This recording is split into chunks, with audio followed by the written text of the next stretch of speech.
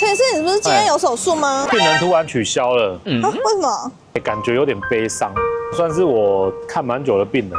他有一个非常严重的睡眠呼吸中止症，我帮他检查，发现他是因为鼻子过敏、鼻塞，然后扁桃腺肥大，晚上睡觉呼吸缺氧，而导致他会睡不好。大家可能会觉得说，睡眠呼吸中止症可能就是打呼，会影响到隔壁老太太的睡眠品质而已啊，其实没有。呼吸中止症会让你的血压变得不太稳定，而且容易会有一些三高的问题，甚至有心血管的问题。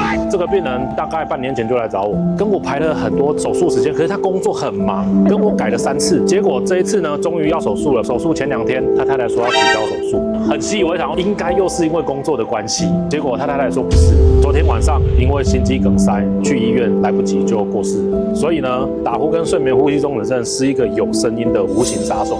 不要轻忽它，它有可能会渐渐侵蚀你的身体健康。解决打呼还是交给专业的陈医师上班喽。